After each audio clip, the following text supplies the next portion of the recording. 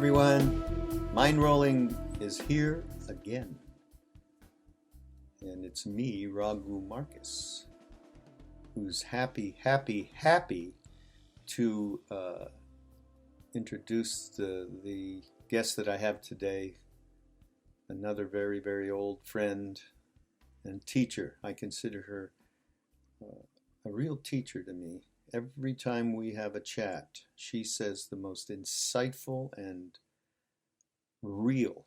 She is real. She gets real, and it helps me to get way more real. Before we go any further, I just want to mention again briefly,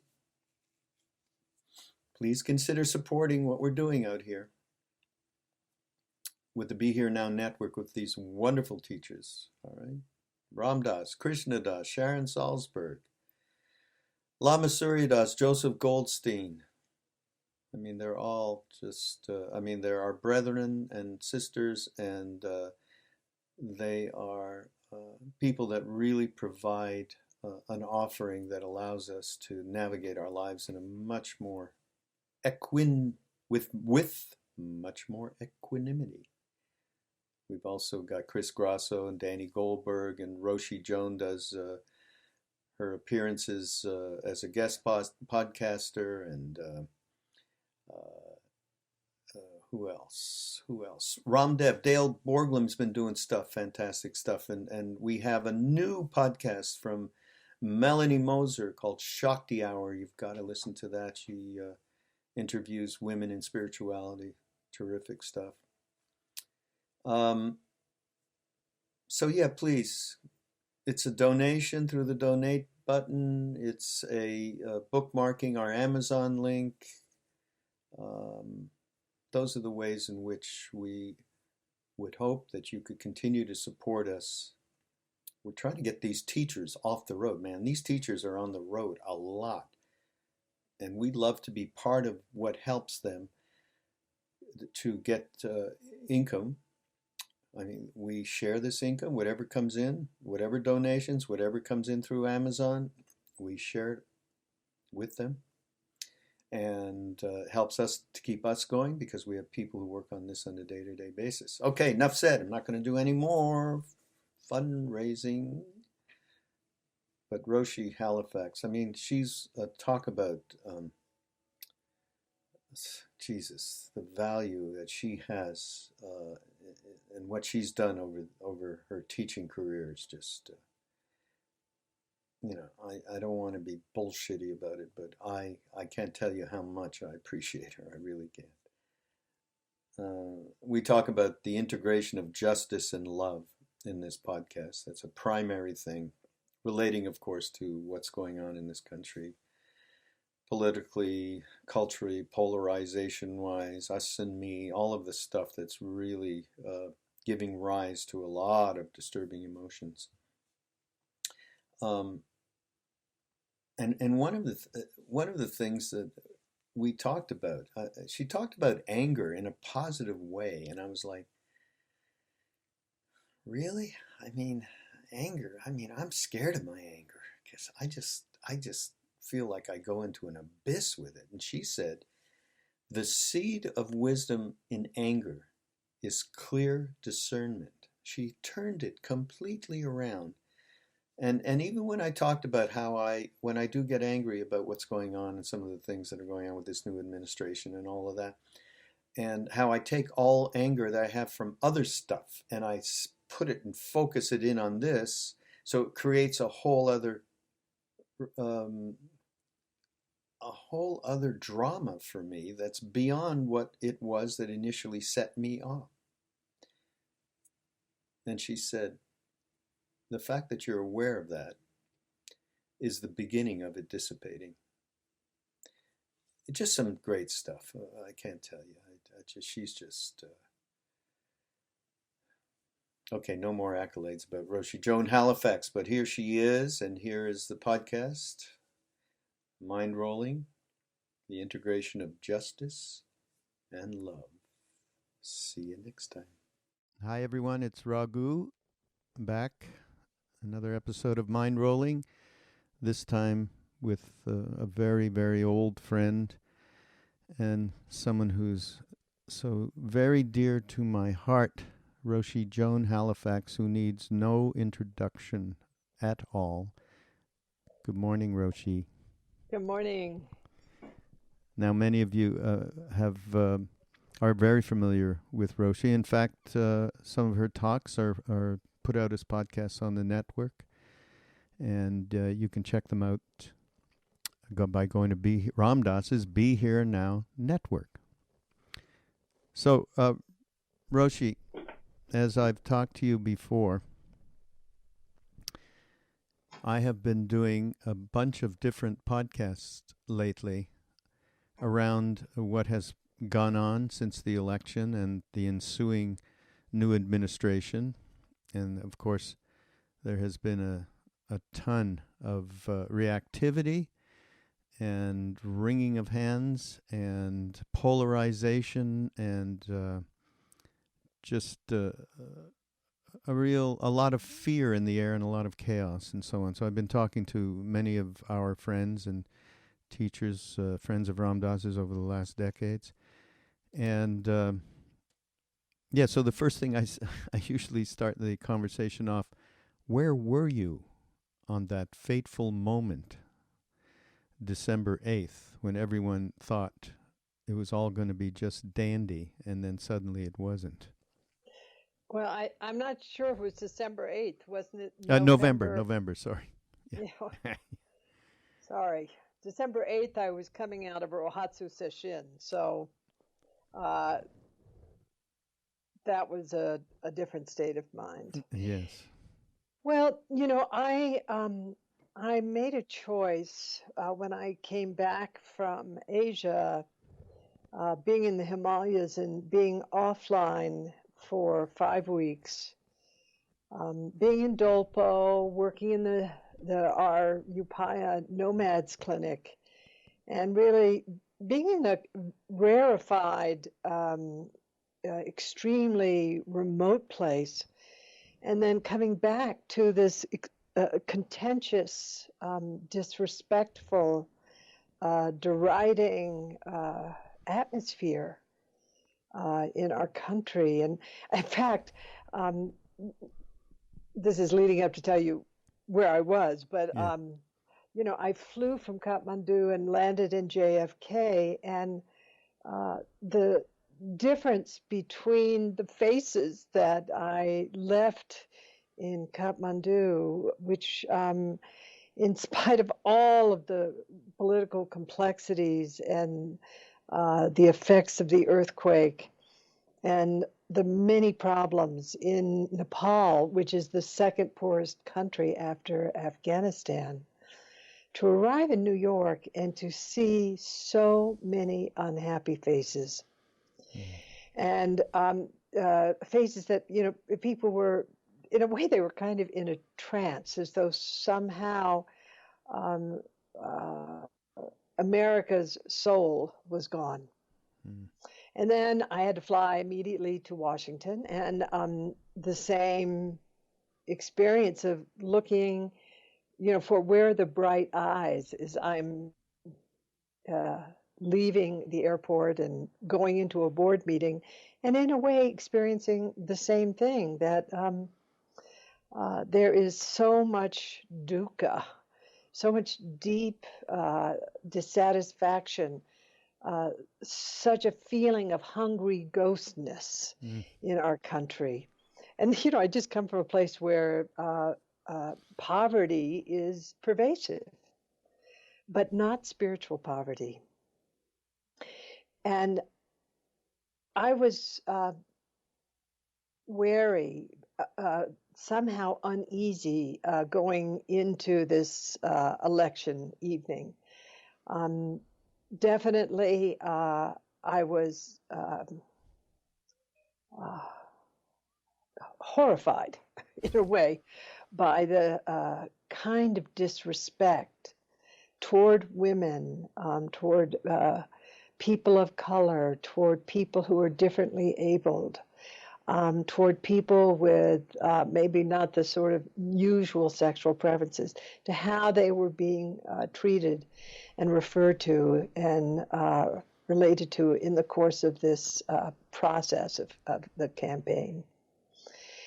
And I was really uncomfortable. You know, I'm a person who stands, I feel, in principle a lot, inside of principles a lot. And I decided that on election night, I was not going to sit with my community. I had an uneasy feeling. So I went to my friend Gay Dillingham's house, and she's the one who did the beautiful film on Ramdas Tim, Dying to Know, and she and I are old and close friends. And I sat with her and Jim Gollin and his wife Suzanne Gollin and a few other friends, Noah, my assistant, Joshin, my vice abbot here at Upaya. And really, within an hour, I knew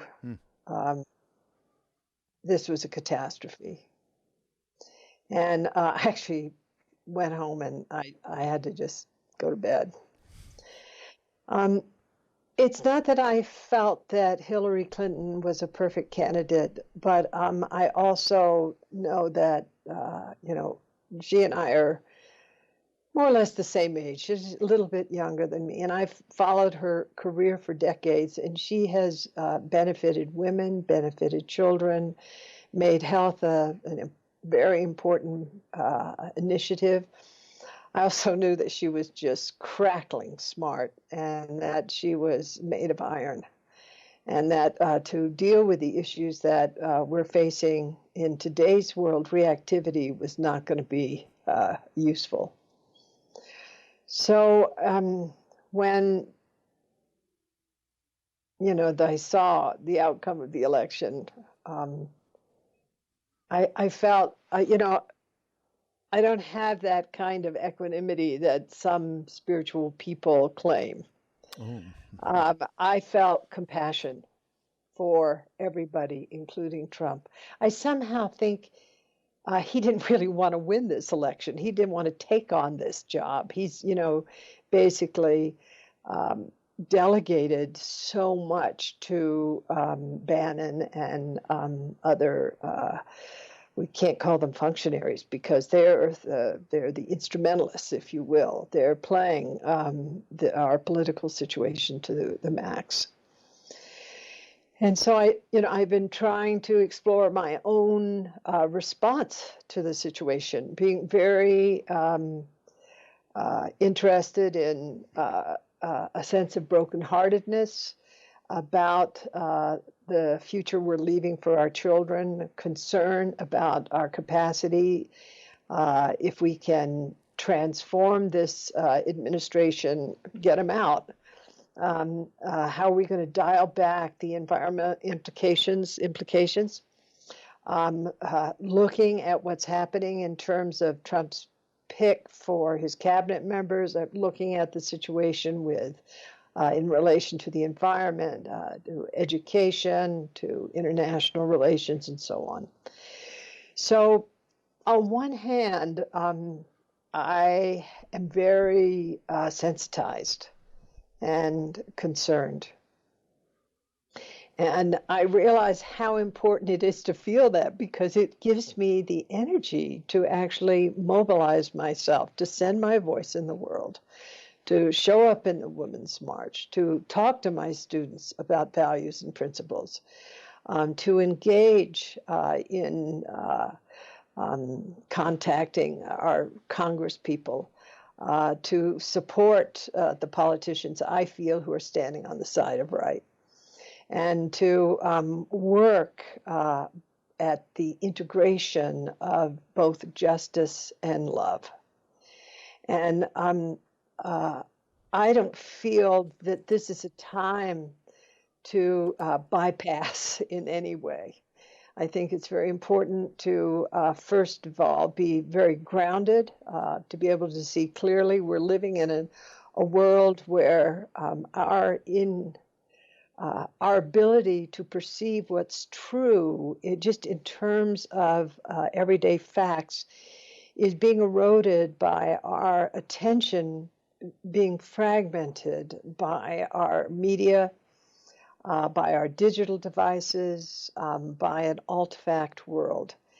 And what's fascinating about that process, from my point of view, is that not only do we need to question, the alt facts, the construction of alternate realities, which are complete fabrications, we're also questioning what might be true anyway. And this has two possible scenarios that I think are really important to look at. One is, this is what happened in Germany in the 1930s, where there was a slow but concerted effort to manipulate people's view of how they perceived the world and what was tolerable. And the tolerance for the unacceptable increased to the point where millions of people were killed. And I believe that's happening at this time. There is an increasing tolerance for the unacceptable, whether it has to do with gender-related issues, race-related issues, and the whole range of issues that are under assault at this time by the current administration. That's one side of the equation. I mean, the other side of the equation is that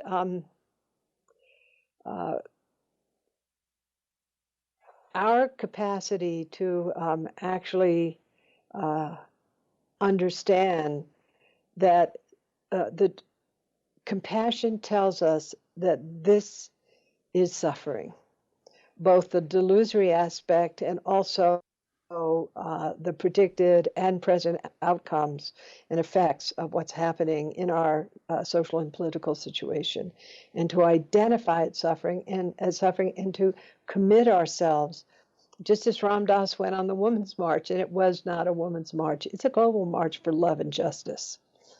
That we have to take a stand, we have to work both globally and we have to work locally to educate and to agitate. Integration of justice and love. I mean, that's a core statement as far as I'm concerned. And let's talk about that's a very tall order and very, very difficult in relation to how anger is there for many of us. There's a lot of anger, and when that persists in any amount, it certainly becomes a very difficult thing to actually carry out social action around justice and so on. How are you? I mean, I see you on social media, and you are very, very direct, and as you are every day in person and in teaching. And how is there? And I'm sure there has been when this whole thing went down, and when you see the kinds of actions that are being taken by this administration. There must be some reactivity inside you. How are you dealing with that, related to then being able to take an action without anger? Raghu, I think anger is important at this time. I think to circumvent any sense of moral outrage that's arising within us is to be unrealistic in relation to the harm that is that's occurring at this time. Now, I think one has to understand anger in perspective. Anger, for one thing, has within it the seed of wisdom associated with clarity, with discernment. And if you cut the value of anger out of your experience, in a way, you're taking some of the structure that allows us to see clearly into things as they are. So the seed of wisdom in anger is discernment. That's the first thing. The second thing is our anger toward the experience of disempowerment that is going on, whether we're speaking in terms of the natural world or in terms of race or children or women or economic justice, we should be angry. And that sense of moral outrage, in other words, the violation of equity that is happening at this time, where everything is being oriented in terms of this, what's currently unfolding toward the 1%, so to speak. That sense of moral outrage gives us the arousal level necessary to mobilize ourselves into action.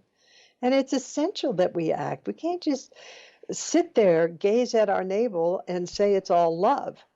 Love does not mean that we are passive in the face of harm. I think Martin Luther King was clear about the relationship between love and justice. Anything that stands in the way of love is unjust. The absence of justice points to the absence of love.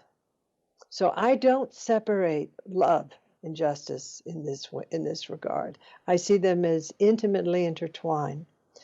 So one is to understand that the wisdom within anger is clear discernment.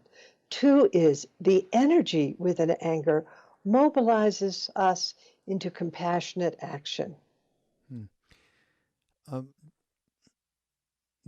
So I have to say, I was just with a group of wonderful people in the Bay Area who are philanthropists, and people were coming up to me and saying, Roshi, I'm so angry, as though they should be guilty or ashamed for being angry. And I'm saying, I'm so grateful that you're angry. And they're looking at me like, have you lost your mind? You're a Buddhist. Absolutely not. It's not that we are eroded by anger. It's that we're mobilized into compassionate action by anger. But there's a certain, I know in myself, there's something that happens, and I'm hearing you, what you're saying about anger and clear discernment as a part of wisdom. But there's a certain part, something in me, that when this anger comes up, it pulls in other places in me that don't have that object that I was angry about, but has an object, maybe shit that I was angry about, like as a child even, with my father or something. And it pulls it up, and then it accumulates it all together, and it doesn't have wisdom. And it's that anger, that, shall we say, impure anger. I don't know what the word would be. Well, stupid anger. Yeah. But the thing is that you just proved to me you're not stupid because you see that. And that's the point, really, Raghu, is that we have to have a metacognitive perspective or a wisdom perspective about what our experience is. And we can become a toy of our anger, or our anger can be an instrument of love. Okay. I like it. The other thing is that it is so easy for us to polarize. Yeah. And it is really fun to take sides. Yeah. Because we're basically competitive beasts. Yeah. However, if in discerning clearly we do not see that the so-called other side is suffering too, we've missed the point.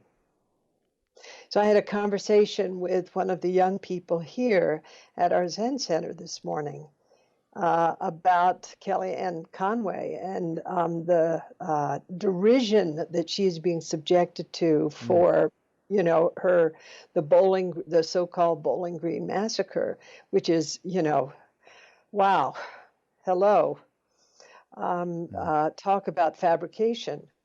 But, the other side of the equation for me is, I try to do perspective taking And I also try to see out from her eyes of what she must be experiencing at this point for being so humiliated by the media.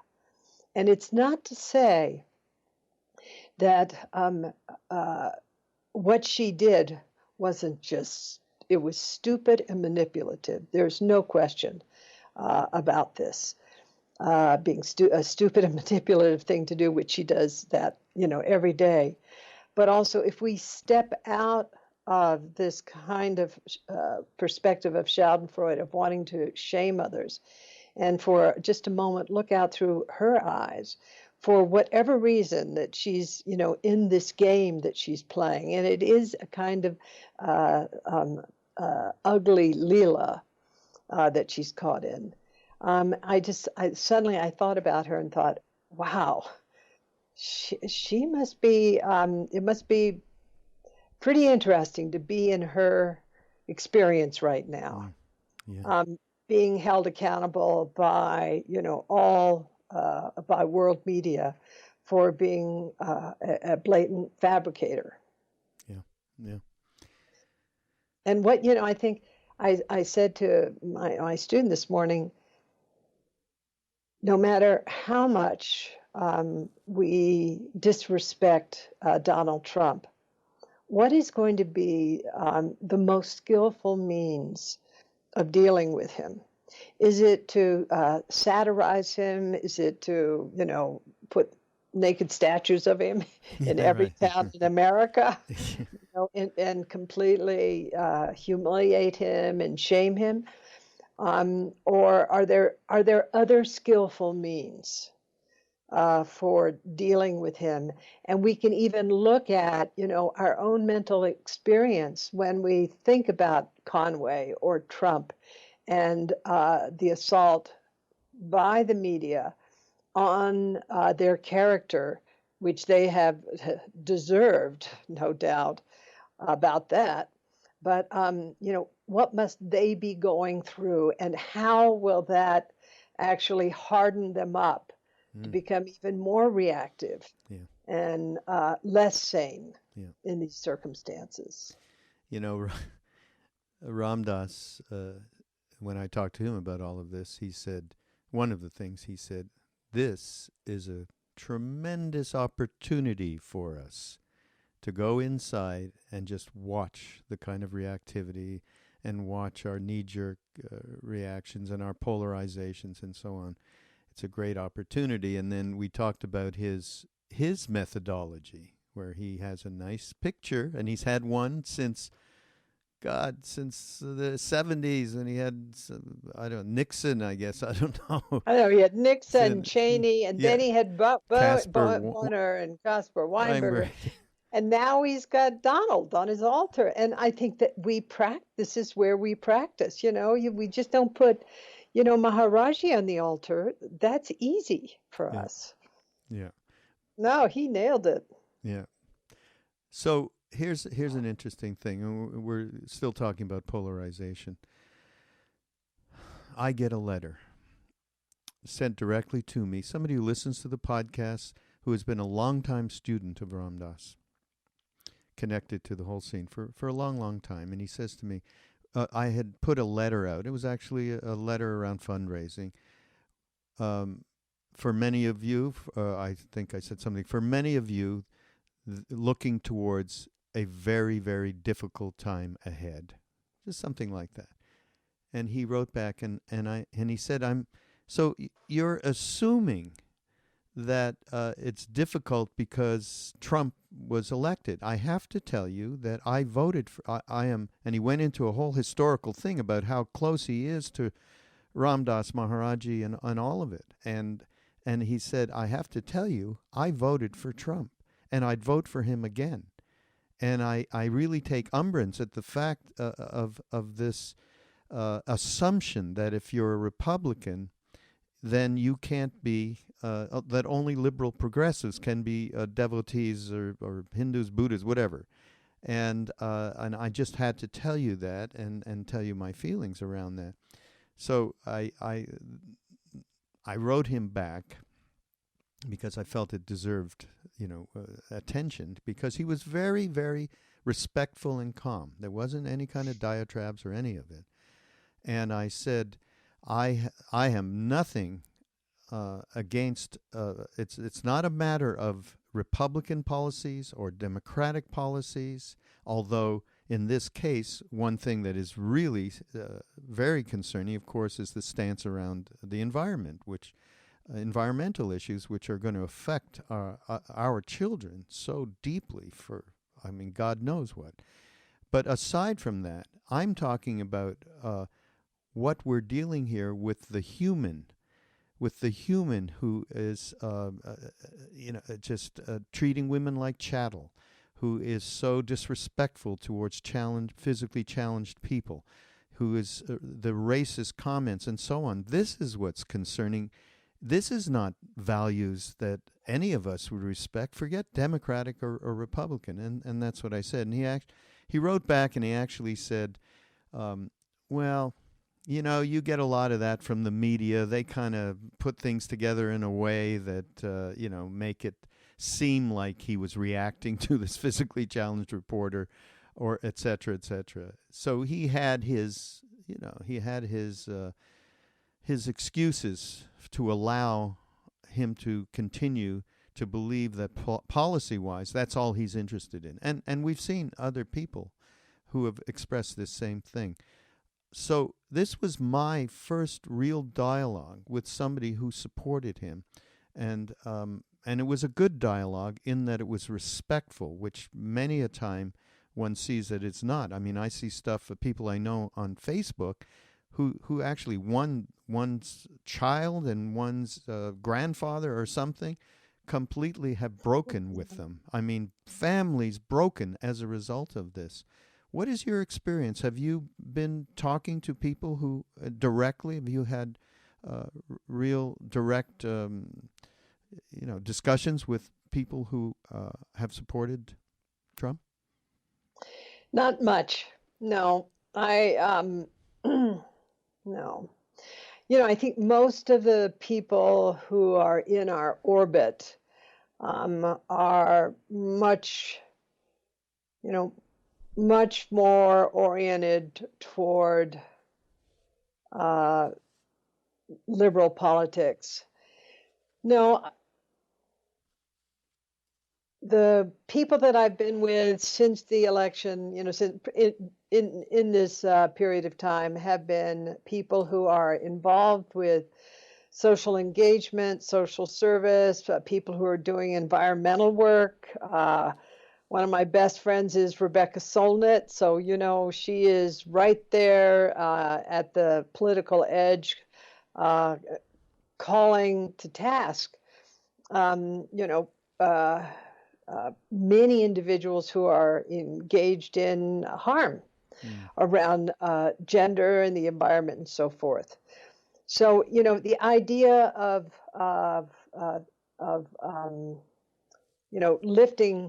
breaking out of my bubble, so to speak, and sitting down with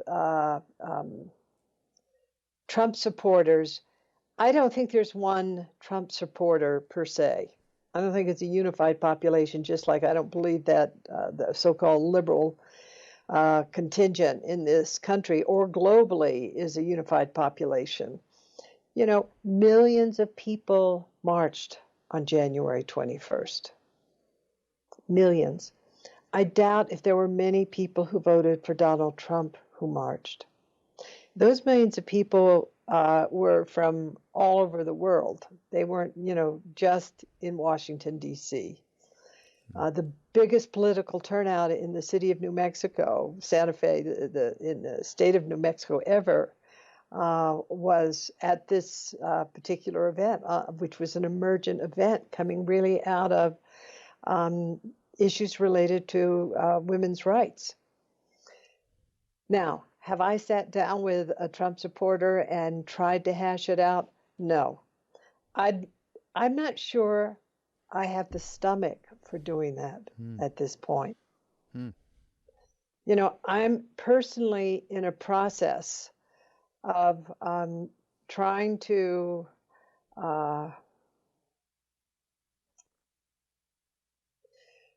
make my views around values and principles that inform our personal morality and our national ethics. I'm trying to articulate those views and values at this point. I'm not able actually to sit down with someone who, I'm not able to hold it.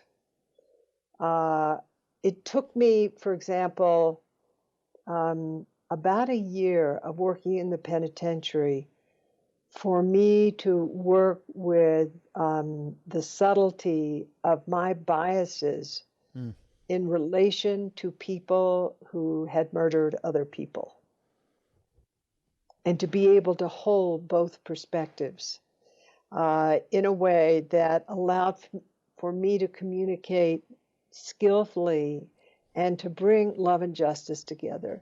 So I'm in a process right now. And I'm working that edge internally. I don't want to step into a world where I don't have the skillful means developed within me so I can be an authentic and useful presence. Yeah, so, I'm not going to go to a Trump rally. I might go as an anthropologist, but I'm not going to go as someone representing the values and principles that I represent. I'm not ready yet. Yeah. You're not ready. I ain't ready. Okay. Yeah. Yeah, this is a process we're in. Yeah. I just keep thinking about, Germany in the 1930s. I just, briefly read an article about Hannah Arendt in the New Yorker. Just I quickly skimmed it this morning about, how we and she, but how easy it is for us to adapt to the increasing heat of the water, so that suddenly we're living in a world that where values that were unacceptable the year before are now being accepted. Wow. Yeah, that's a big one. You talked more about it a little earlier. I have something that it comes from you, I believe. That's something I think good for us all to hear about. It's easy to feel overwhelmed by all the bad news and the horrific pictures that are a constant through our media and through our devices. This is a form of empathy that works against us. I thought that was a really a statement that needed, because I kind of get what you're saying, but I think it'd be good if you expanded on that. Did I write that? You did. Oh God, please send me my quote. Well, actually, it a bit comes out of the work of Paul Bloom, his work on empathy, and I think this is a really important thing. Empathy is the experience of resonance somatically, affectively, and cognitively with another. And, the other doesn't necessarily have to be a good person. I mean, it's like, as again, going back to the 30s and Hitler, where suddenly people had introjected Hitler's psyche, and it had become normal for them. Or us watching a demagogue, or watching a charismatic teacher, or us watching a villain in a movie where suddenly we begin to sort of feel like that, and those behaviors become normalized for us because we've identified or we've fused with an unprincipled other. Yeah, but isn't this quote also has to do with the volume that's coming back from all of the images of from Syria, the images of refugees, the images from famine in Africa, whatever they may be, and the now very current images of the injustices that are coming spewing out of this White House. And you get a feeling in your body, as you said, you're talking about semantic, you get a feeling, oh, God, this is terrible. And you it's a depressive feeling, and it's a feeling, and if you see actually refugees, whatever, there's a feeling of empathy. But I kind of get what you, or I don't know, I mean, I thought I got this quote from you, by the way, that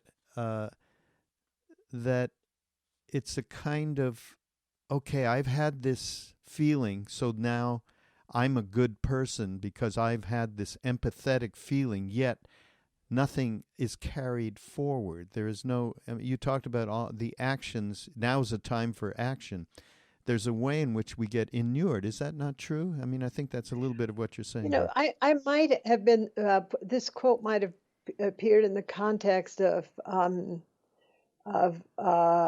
what I was talking about in terms of the bubble that we get into in particularly in Facebook, where we're liking,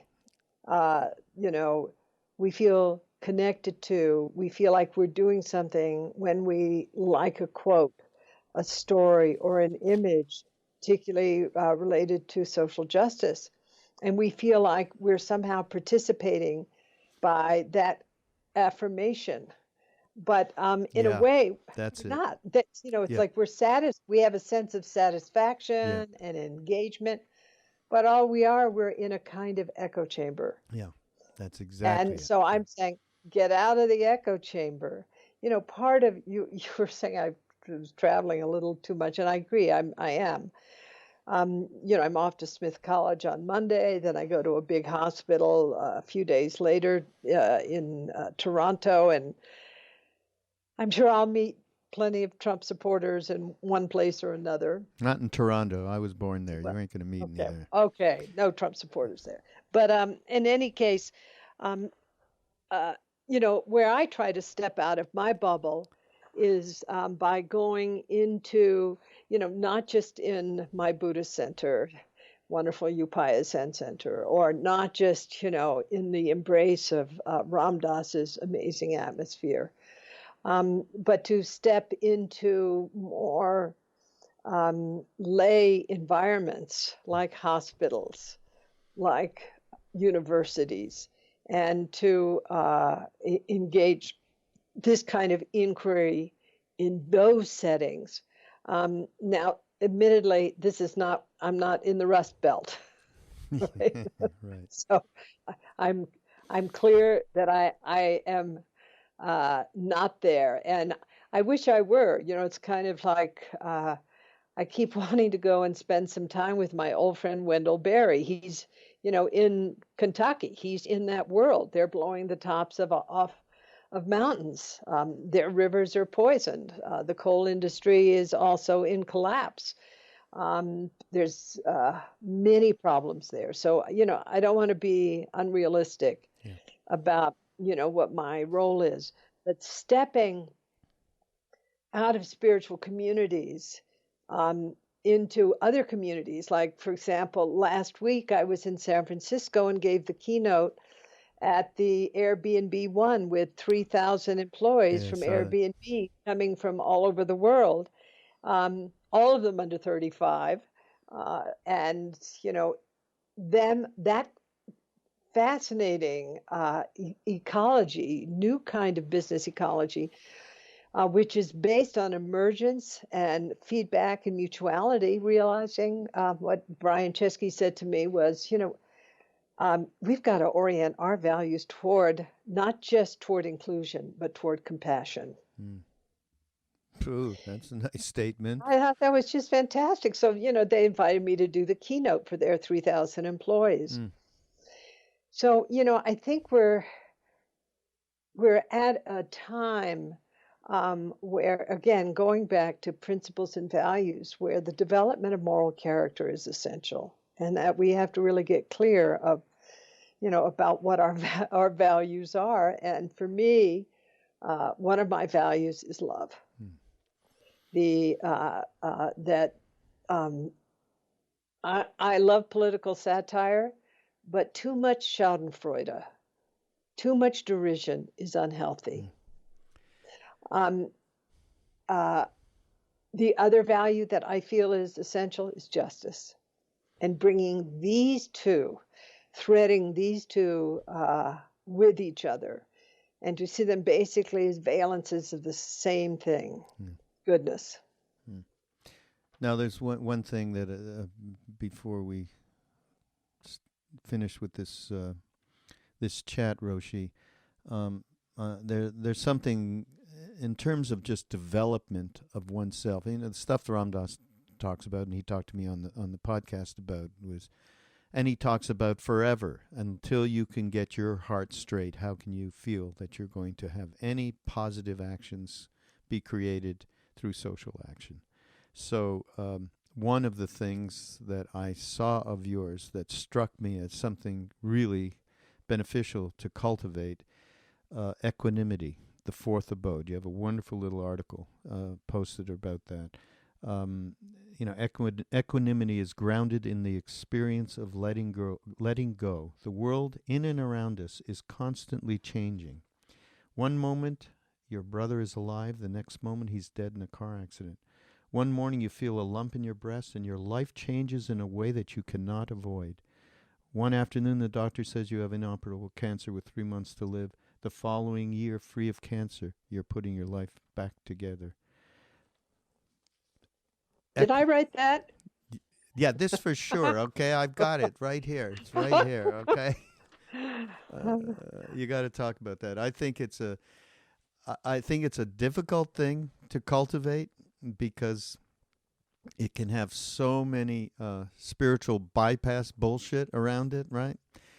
Yet I think it's really worthy. That's why I want you to talk about it a little bit. How can we move towards an equanimity? So, equanimity for me is that capacity to maintain balance in the midst of any condition, and to hold really all beings in equal regard. And so, even uh, uh, the the wonderful Dolpo Rinpoche, who's here at Upaya for a few months, he's just a wonderful person. Oh. And we were talking about the value of equanimity, which is this: it is to be really grounded, open, inclusive, appreciative, curious toward, able to sustain, having really good duck feathers, if you will, able to sustain a lot of difficulties, able to be really resilient. And I always thought that Al Gore lost the election because of what he communicated through his body. He was kind of a stiff.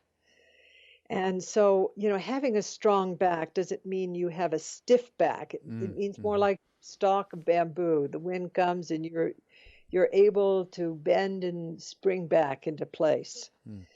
And I think that's really important to understand that equanimity is not being flat. It's also not being stiff. It's that capacity to be fundamentally resilient and to have the courage and the strength to uphold yourself.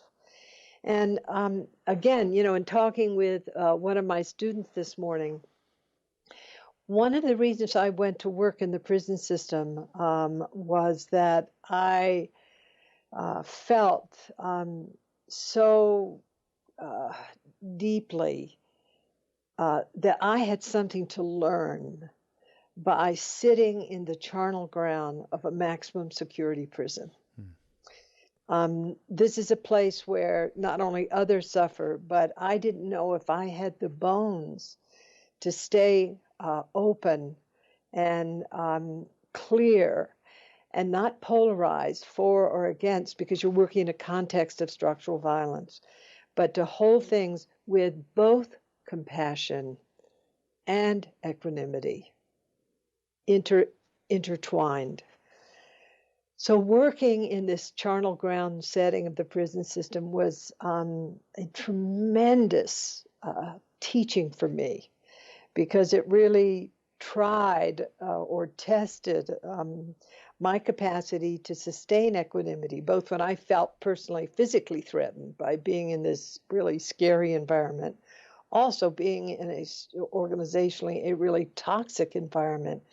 And was I going to be somehow degraded eventually by becoming cynical and defensive and reactive, or could I open my heart boundlessly to the truth of suffering? And I won't say that I passed the test perfectly, but I learned a lot.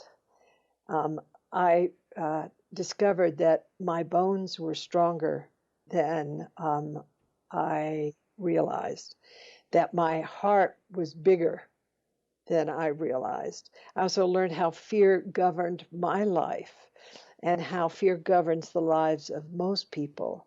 And that the only way, in a certain way of speaking, to transform fear, and the word fare, F-A-R-E, is from the same root, is literally to go through it.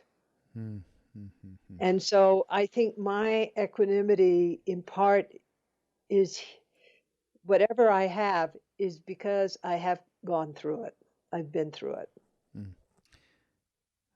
And I would love for you to just briefly say, to get to the point of having the courage to face internally and to allow yourself to be in a situation where you can encounter fear, etc., inside yourself.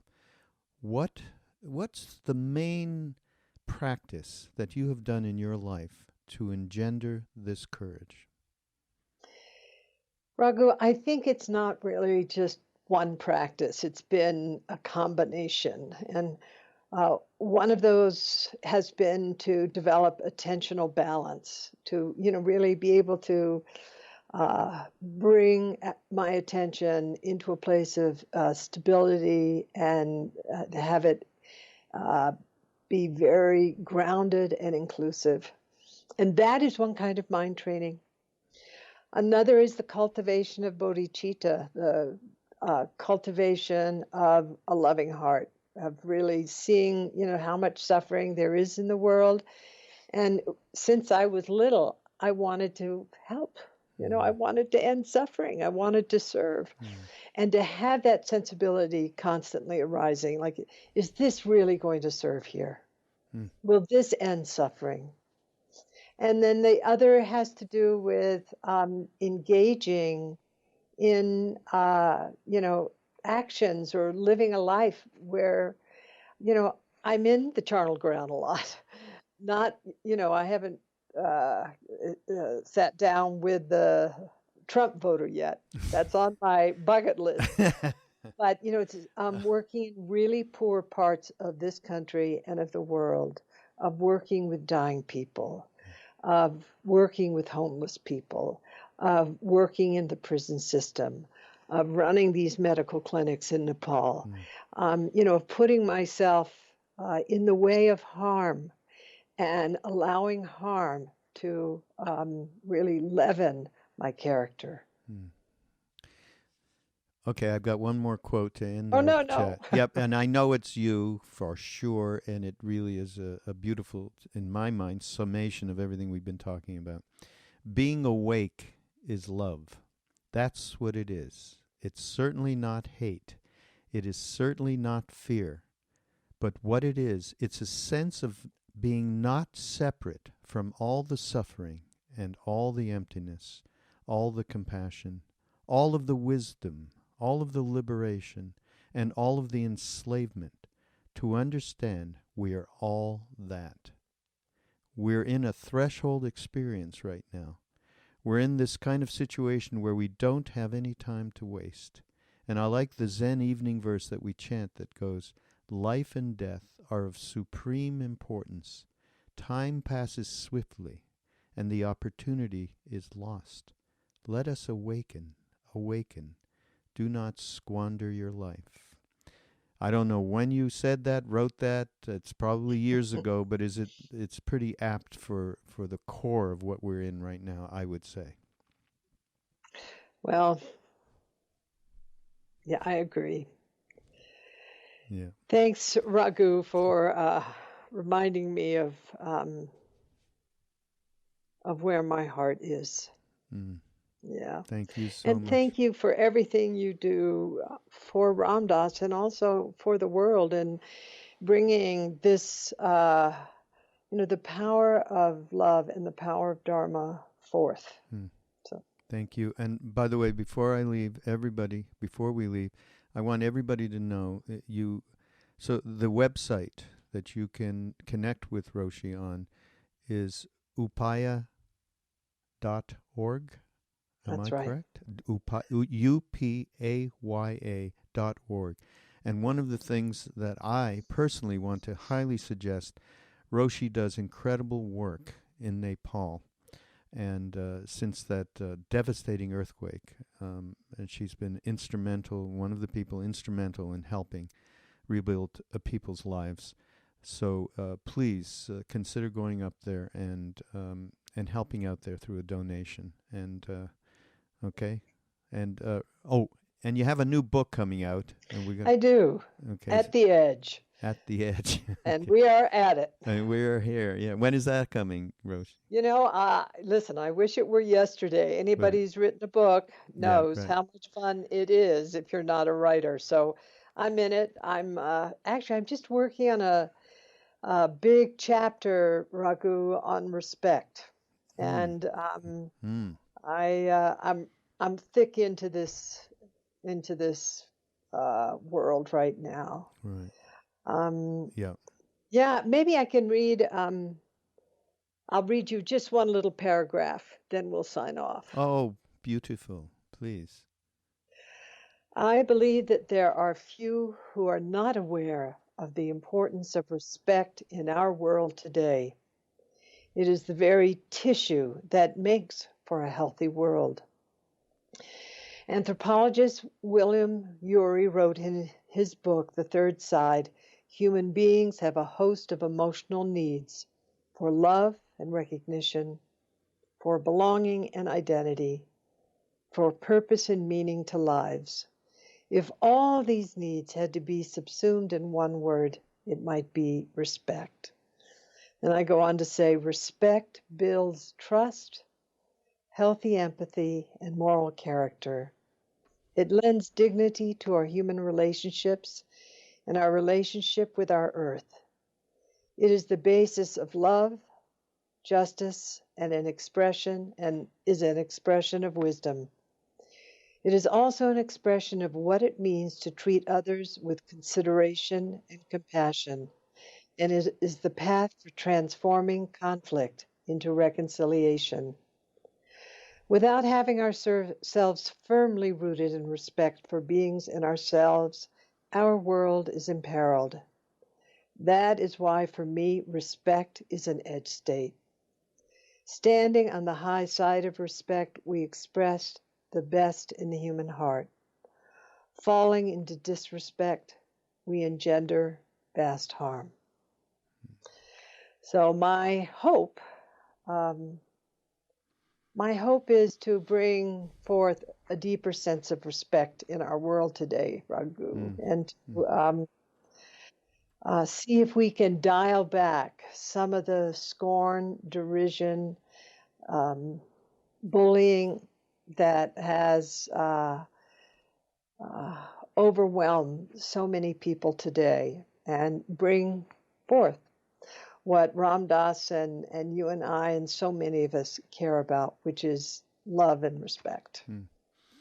Beautiful. What a book this is going to be. I can't wait. Keep working on it. Don't travel so much. Stay home and work on the book. Thank you, Raghu. Thank you so Much much. love. Much And love to to you, Saraswati. Roshi. Okay. Thank you.